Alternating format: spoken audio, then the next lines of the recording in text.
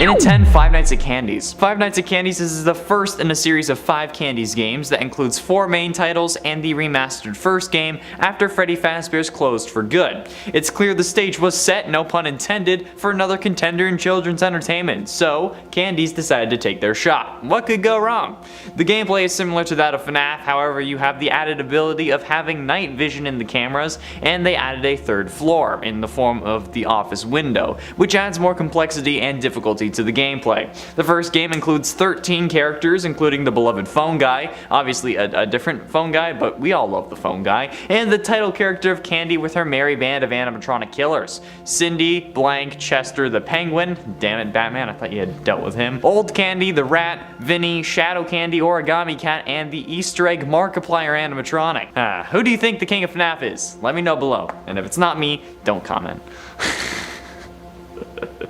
400 FNAF videos, okay? I think I deserve it. No one's going to agree.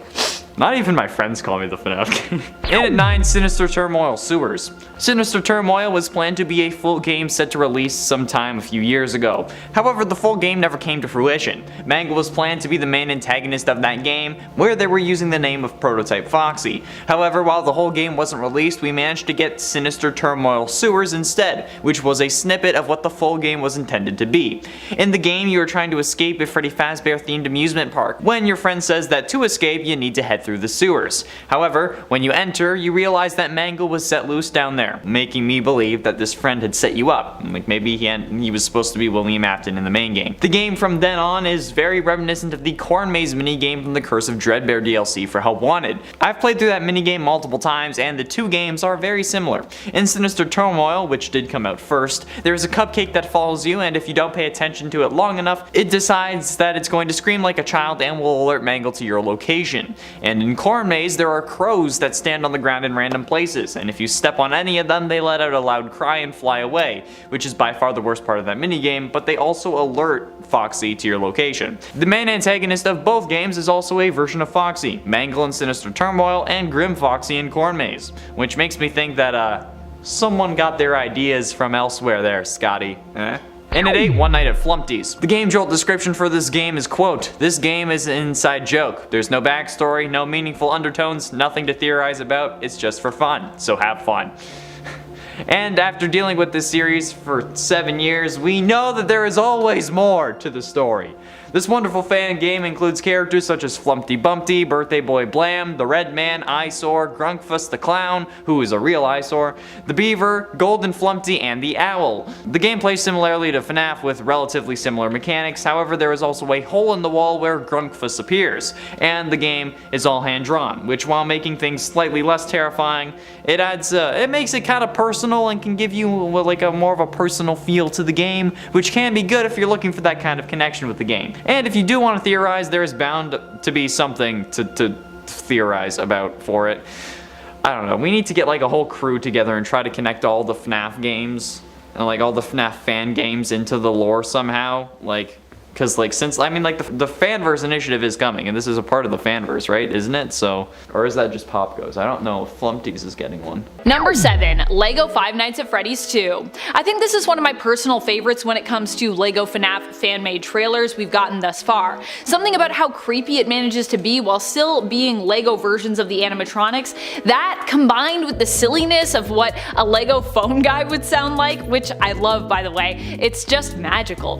Give me all the LEGO everything, and especially LEGO FNAF 2. Also, is it weird that I still find these LEGO models really scary in FNAF 2? Like genuinely, these models creep me out. Maybe it has to do with how many Legos I have lurking around my home. Definitely keeping a closer eye on them moving forward. And at 6, Dormitibus. Faced with dangerous robotic abominations, the player has to survive 10 nights of horror and panic while all you have to defend yourself is a rusty old desktop and your own reflexes. You are challenged by a whole host of robotic monstrosities, but the thing is, they used to be your friends. Who are you? Where are you? And what the hell is going on? You'll just have to figure that out for yourself. The reason I found out about this game is thanks to a Reddit thread where someone said that the game had an incredibly messed up story.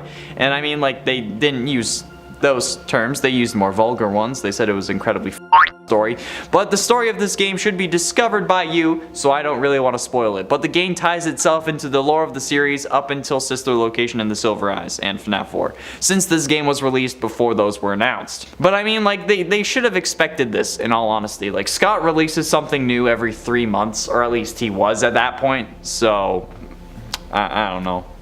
You should have guessed it. Number 5. Five Nights at Candy's 4. Because in the world of FNAF fan games, some of these games have become so popular, they've even created their own series of games. There is just a very real demand for really good FNAF fan games. And Five Nights at Candy's was one of the breakouts when it came to being considered one of the best. Despite the fact that I ranked the first game in the series a little bit lower on this list, it's only because each game has really only improved on the creep factor here. FNAF 4 is not released yet, but appears just from the stills and the teasers on its Game Jolt page to be one of the most terrifying in that series yet. Five Nights at Candy's has also been welcomed into the FNAF Extended Universe by Scott Cawthon himself, joining the Fazbear Fanverse initiative. And at 4, Super FNAF.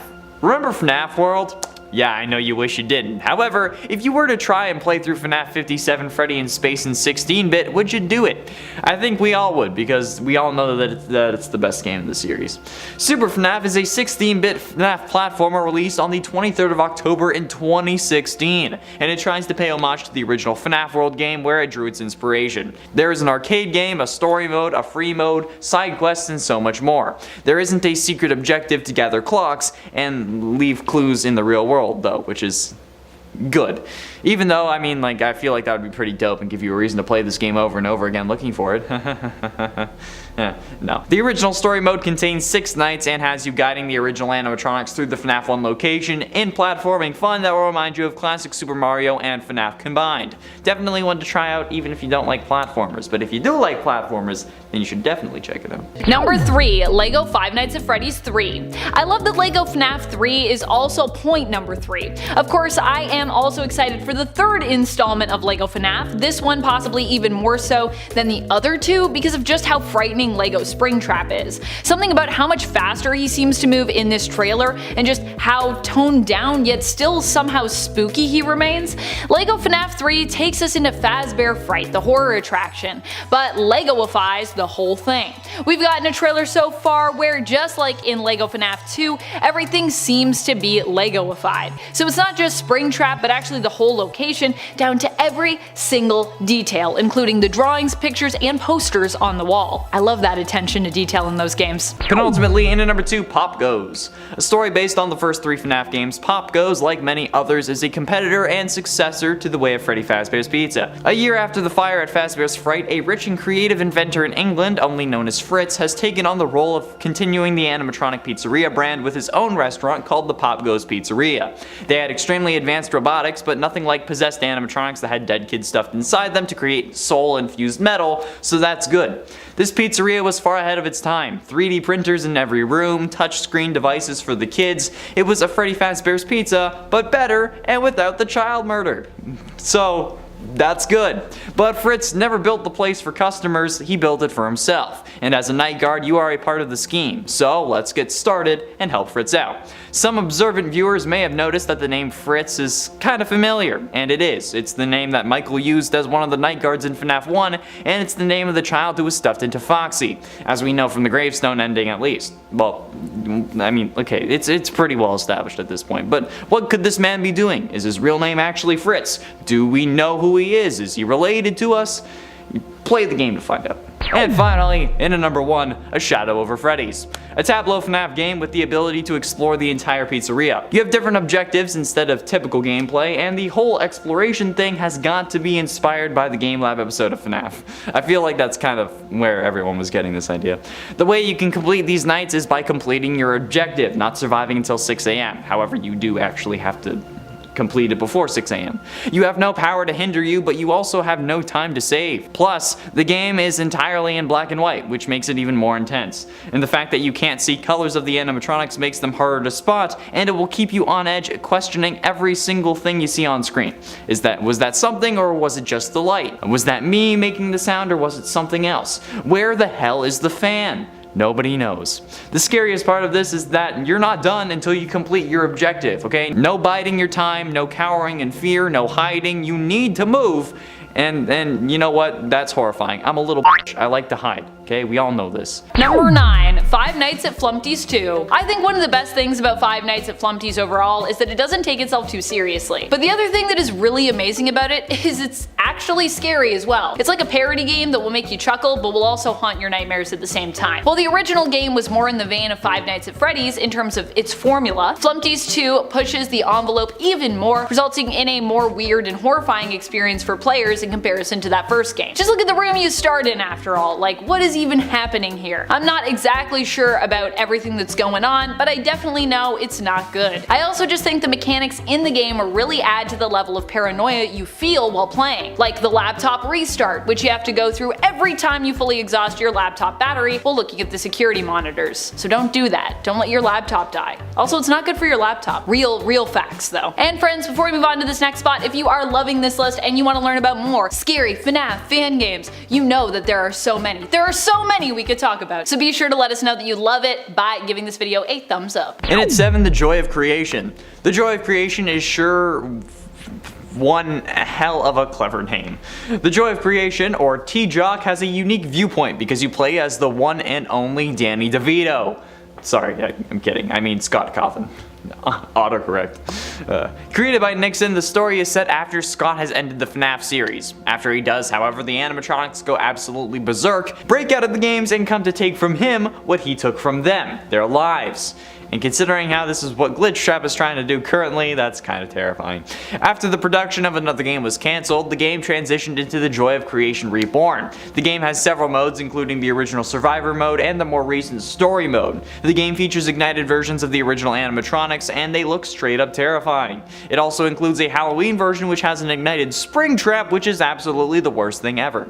This is one of the scariest games on the list, and the Story mode is the most terrifying game mode out of the ones that you can play. Like, even looking at the trailer gives me the heebie-jeebies, but we all know I'm a little Number 6. Those Nights at Rachel's. Is this game just a better FNAF game? In my opinion, sort of. In this game, you are a security guard at Rachel's where you must try to survive through the entire night shift and prevent the animatronics from attacking you. The game was made in Unreal Engine by the popular and accomplished FNAF fan game designer extraordinaire Nick Som, who also designed another horrifying FNAF fan game you may have heard of, The Joy of Creation, and others within that series. So yeah, that's the level we're at with this. Some of the animatronics featured in Those Nights at Rachel's I actually find more horrifying to gaze upon in comparison to the core animatronics from Five Nights at Freddy's. The other thing I love about this game in terms of the horror elements when it comes to the game's story is that it actually takes place in the same world as FNAF, at least in the story it's mentioned. Freddy's is mentioned as being a problematic restaurant down the street whose controversies and scandals are actually negatively impacting Doug's and Rachel's business as well. Good old Doug's and Rachel's. Number 5. Five Nights at Circus Babies. Haven't you always wanted to go to Circus Baby's Pizza World? I know I have. This is what this game would be all about. Circus Baby is one of my favorite characters in the games, and once again it would be so cool to travel back in time to see her origins and also perhaps see what happened to Elizabeth. I imagine the format for this could be similar to the others, with maybe the 5th night taking place during an actual shift where the place is open in the evening for a birthday party. As a security guard, you are tasked with making sure the animatronics don't step out of line, but obviously in the end you fail. Or maybe you don't. There's the possibility for an alternate ending here where, contrary to lore, you save Elizabeth and you end up a hero. That would also be super cool. Not all horror games need to have tragic endings after all. Or at least not all ending options need to be tragic. Getting close to the end in number 3, Bonnie Simulator 2. Have you ever wanted to kill kids? Why not? Okay, now, how about in video games? Yeah, we're friends now. Well, how about killing a security guard while you travel instantaneously from camera to camera while he tries to survive? Well, if the latter sounded good to you, you probably wanted to play as an animatronic. In the series of animatronic simulator games, you can't play as one specific animatronic. In Bonnie Simulator 2, you can play as Chica. I'm kidding. No, you play as either Toy Bonnie or Withered Bonnie, where you travel from camera to camera trying to attack the guard, obviously. However, they made this game much more difficult, so the guard is pretty smart at like for a decent amount of the game. I feel like they should have difficulties where you can like select YouTubers, you know, like a Markiplier difficulty or a Dako or MapHat difficulty. I don't know, I think that would be fun. But I don't think it's in production anymore. But if someone wants to do it, I feel like you can, okay? That idea is free, but the whole concept of a Bonnie simulator, that's not free. You're gonna have to talk to the guy who made it. Number 2, Five Nights at Treasure Island. Five Nights at Treasure Island was possibly one of the first fan games ever made based off of the FNAF franchise. And I gotta say, it's a pretty good one. It still holds up to this day. This one blended together the mechanics of FNAF with the oh so cursed world of Disney. At least we all like to imagine the world of Disney is cursed. I don't know how cursed it is in real life. In Five Nights at Treasure Island, you face off against animatronics at Old Treasure Island, which are Disney icons including Mickey Mouse, Donald Duck, and Goofy, or really messed up versions of them. Another interesting and disturbing part of Treasure Island is that the animatronics, or toons in this case, are all super twisted in some way. Honestly, in retrospect, this game reminds me now of a combination of Bendy and the Ink Machine mixed with FNAF. Number 1, The Joy of Creation Story Mode. I feel like The Joy of Creation is elements of FNAF 4, but if it was like maybe even scarier. This fan game is meant to be a follow-up that goes through what happens after Five Nights at Freddy's 1. Now of course, this is a fan game, so none of this is really considered canon, but it does a great job of encapsulating the feel of the FNAF universe and the lore, which is why a lot of fans will sometimes even consider it as part of the world when reflecting on certain characters and certain stories. It just fits so well. What makes it scary? The sound design, the whole atmosphere, the creepy story, the animatronics. I mean, it's really got the whole package, which is why it's number 1. Number 10, The Withered. What if you could play a version of the FNAF games where all the animatronics were severely withered? Would you dare? This is a fan-made game that a few developers have been working on to make happen, and it's definitely one that I would love to play. I personally think the Withered and Nightmare animatronics are some of the most scary versions that we have in-game, so to see a whole series where everything is withered sounds pretty terrifying to me. If you love getting jump scared to the point that you can't sleep at night, this is probably a fan-made game that you also need in your life. Also, what if the Wizards were more active in game? That would also be a cool idea, no? Number 9, Lego Five Nights at Freddy's 1. This is a game that is currently being developed on Game Jolt. I just love the premise and design of the characters. The idea? It's a one-for-one copy of the original game, but with Lego versions of all the animatronics. So if you love Lego and you love FNAF, this one's for you. I especially love in the trailer how Bonnie just takes off their head to reveal the endo underneath, like it's a mask. Because I mean, you can do that with Legos. So neat. Lego Five Nights at Freddy's is actually a mod for the original, I believe, or it's intended to be, which is how it works to be an exact one-for-one. So the only thing you need to do is actually own the original to play this version. And then of course wait for the mod, and then download the mod, and then put it in. So a few more things. And friends, before we move on to this next point, if you are loving this list and you want to learn more about awesome fan-made games that we are expecting or that we'd love to see, be sure to let us know by giving this video a thumbs up. Number 8, FNAF Origins. Something that has always fascinated me when it comes to the FNAF franchise is the figure of William Afton. He's so mysterious and there is still so much we don't know about him.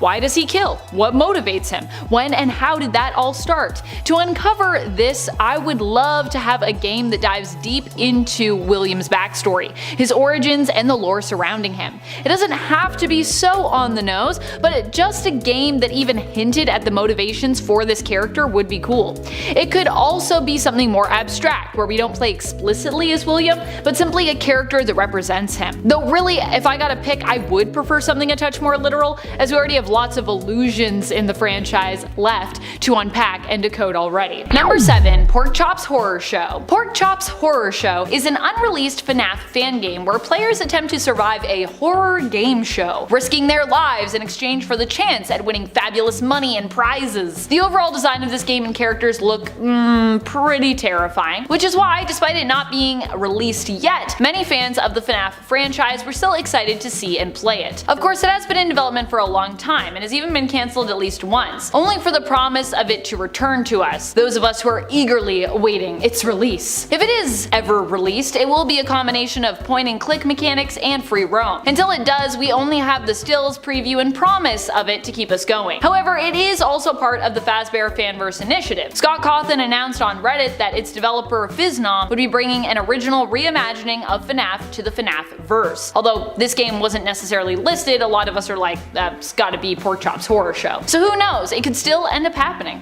Keep those fingers crossed, my friends. Number 6. Fredbear's Diner Family Vacation.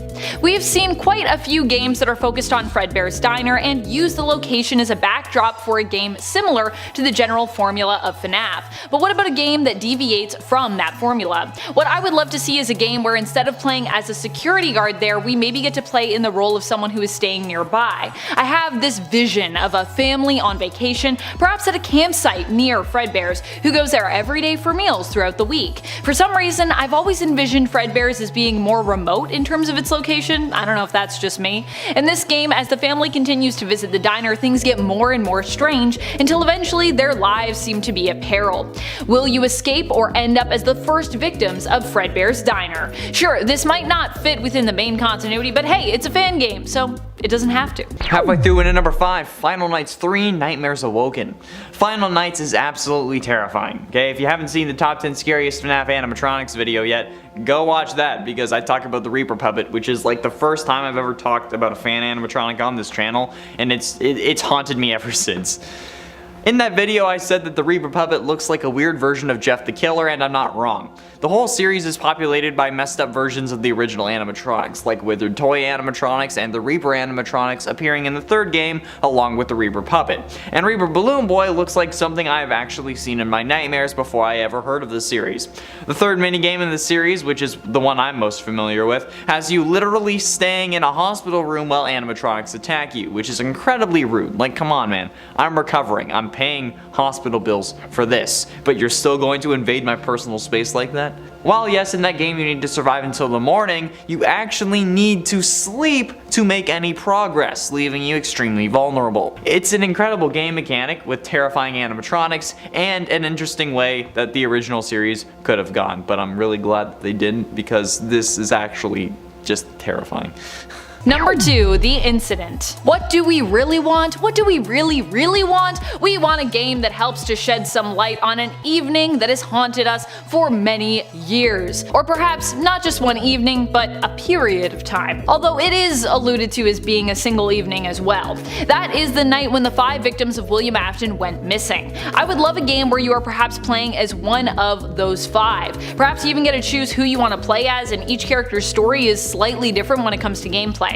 You know how the night ends, you know you're doomed, but you get to participate and witness as the horrible story of that night unfolds. I also just love playing through horror games where I kinda know I'm doomed. Number 1, Real LEGO FNAF. Well, we have 3 games that are currently in the works in regards to LEGO mods or versions of FNAF. The only thing is that these aren't original and sanctioned LEGO versions of the FNAF games. Important to be clear there. So fans of the LEGO games in general, which follow their own formula, might be disappointed in those previously mentioned ones. Fans of that series of games will likely need something more attuned to the LEGO games that they already own. In order for this to happen though, we would need LEGO to come on board. So this wouldn't so much be, I guess, a fan-made game as a sanctioned game working with the franchise, unless of course the people that were working on it were also fans, and then even though it would be more professionally made, it would still technically be made by fans as well. Technically, I guess any professional game, if you love it, you're a fan, so it's still a fan-made game? Whoa.